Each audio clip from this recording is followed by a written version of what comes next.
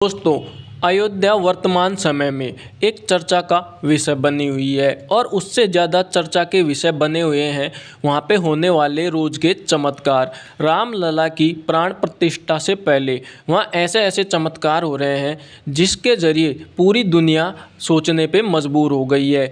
कभी वहाँ पे जटायु का झुंड देखने को मिल रहा है, कभी भालू, कभी वानर, और यहाँ तक कि यह बात भी सामने आई है कि वहाँ पे साक्षात पुष्पक विमान भी प्रकट हुआ है।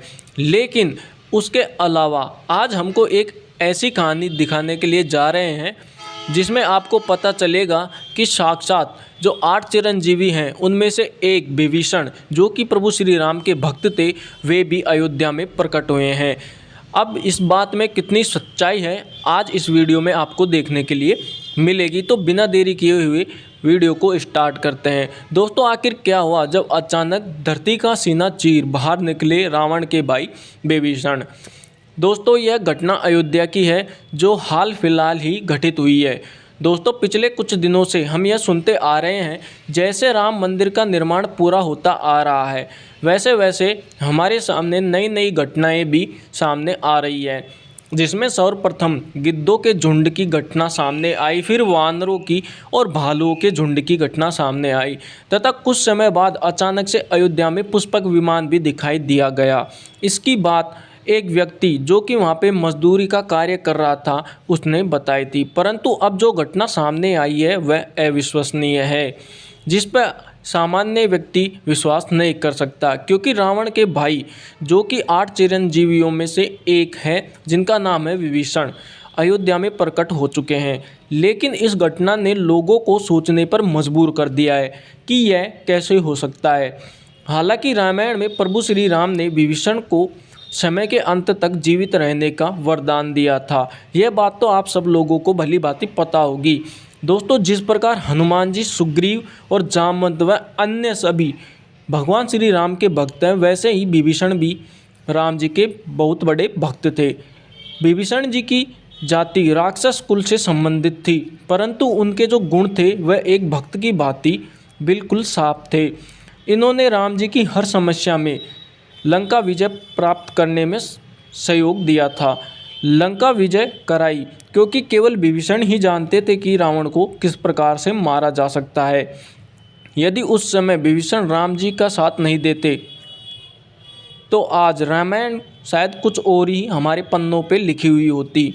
मित्रों, महर्षि विश्रवा को असुर कन्या कैकसी से 3 पुत्र प्राप्त हुए, जो रावण, कुंभकर्ण व विभीषण थे। रावण सबसे बड़ा, कुंभकर्ण बीच का और विभीषण छोटा था। विभीषण बचपन से ही धर्म मार्ग पर चलने वाले व्यक्ति थे। उनकी पत्नी सरला व बेटी त्रिजटा थी। पिता के समान ही त्रिजटा ने माता सीता की लंका में सेवा की थी। एक बार तीनों भाइयों ने ब्रह्मा जी की तपस्या करके उनसे वरदान मांगा। रावण ने अपने स्वभाव के कारण त्रिलोकों पर विजय का वरदान मांगा और कुंभकर्ण ने इंद्रासन की जगह निंद्रासन मांग लिया। इस कारण वह 6 महीने में मात्र 1 दिन जागता था और बाकी के दिन सोता था। परंतु विभीषण ने ब्रह्मा जी से वरदान रूप में भगवान के चरणों की सेवा मांगी।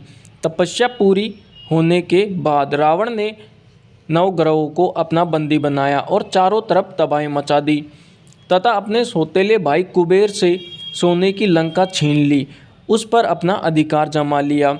आपको यह भी पता होगा कि जो रावण के पास पुष्पक विमान था, मित्रों, वह किसी और का नहीं बल्कि उसके सौतेले भाई कुबेर का था, जिसे रावण ने बलपूर्वक छीन लिया था। विभीषण भी रावण के साथ लंका में रहने लगे। रावण ने जब सीता का हरण किया तो रावण को विभीषण ने बताया कि पराई स्त्री का अपहरण करना महापाप है और वह हमेशा रावण को धर्म पथ पर अग्रसर रहने की सलाह देता था। परंतु रावण अपने मद में चूर था और घमंड में चूर होने के कारण उसने अपने छोटे भाई विभीषण की एक भी बात नहीं सुनी और अंत में रावण ने उसे लंका से निकाल दिया। जब हनुमान जी सीता माता की खोज में लंका जाते हैं तब उन्हें वहाँ राम नाम की ध्वनि सुनाई देती है। तब हनुमान जी भी अचरज में पड़ जाते हैं और जब वे उनके घर के अंदर प्रवेश करते हैं तब उनकी मुलाकात विभीषण जी से होती है। तब विभीषण जी ने सारी बात हनुमान को बताई कि जिस देवी की खोज में वे यहाँ आए हैं वह अशोक वाटिका में बैठी हुई हैं और उनका ही नाम सीता जी है। और जब हनुमान जी ने सारी लंका जलाई थी, लेकिन आपको जानकर हैरानी होगी कि उन्होंने अशोक वाटिका, जिसमें माता सीता और विभीषण का घर, जिसमें स्वयं विभीषण जी रहते थे, उसको नहीं जलाया था, क्योंकि विभीषण स्वयं राम भक्त थे जिन्हें हनुमान जी हानि नहीं पहुंचा सकते थे, और माता सीता उनकी माँ के तुल्य अर्थात अपने स्वामी की अर्धांगिनी थी। इस कारण उन्होंने माता सीता जिस स्थान पर बैठी थी अशोक वाटिका में, तो उस अशोक वाटिका को भी नहीं जलाया था। रावण ने जब विभीषण को लंका से बाहर निकाला तो उनके पास श्री राम के पास जाने के अलावा कोई दूसरा रास्ता नहीं था, क्योंकि वे चाहते थे कि उनके भाई के कारण हजारों जो निर्दोष लंका में रहने वाले लोग हैं वे क्यों मारे जाए। तब वे प्रभु श्री राम के चरणों में शरण के लिए चले गए, परंतु सुग्रीव ने उन्हें शत्रु का भाई व दुश्मन होने के संदेह के कारण प्रभु श्री राम से यह कहकर मना कर दिया कि आने वाले समय में यह हमें कोई क्षति ना पहुंचा दे। लेकिन श्री राम को जब हनुमान ने लंका में घटित सारी घटना बताई तो प्रभु श्री राम ने उन्हें अपने शरण में ले लिया और उनकी शरण में रहकर वे उनकी सेवा व राम नाम का जाप करने में लग गए। दोस्तों, विभीषण का एक गुप्तचर भी था जिसका नाम था अनल। उसने एक पक्षी का रूप बनाकर लंका की सारी जो घटनाएं घटित होती थी वह आकर प्रभु श्री राम और विभीषण के सामने आकर विस्तार से बता देता था कि वहाँ की जो सेना है वह कितनी है और रावण ने किस प्रकार अपना रक्षा बल बढ़ाया हुआ है। दोस्तों, वे विभीषण ही थे जिन्होंने कुंभकर्ण, विभीषण व रावण की मृत्यु का भेद बताया था। उसके बाद 33 दिन चले राम जी व रावण के युद्ध में जब रावण मारा गया तो श्री राम ने विभीषण को लंका का राजा बनाकर उसे समय के अंत तक जीवित रहने का आदेश दे दिया और वरदान दिया कि तुम 8 चिरंजीवियों में गिने जाओगे। विभीषण सभी चिरंजीवियों में से एक हैं। उन्हें भी वीर हनुमान जी की भांति चिरंजीवी होने का वरदान प्राप्त है। दोस्तों, विभीषण ने भी हनुमान जी की इंद्र के समान स्तुति की थी। विभीषण द्वारा रचित इस स्रोत को हनुमान बड़ वानर स्रोत कहा जाता है। तो दोस्तों, जब विभीषण जी इतने बड़े राम भक्त थे तो उनका अयोध्या में आना स्वाभाविक है, और यदि आप इस बात को नहीं मानते तो इस बात को तो मानते ही होंगे कि विभीषण जी 8 चिरंजीवियों में से एक है जो अभी जिंदा है। तो जिंदा व्यक्ति अवश्य ही किसी भी स्थान पर आसानी से आ और जा सकता है।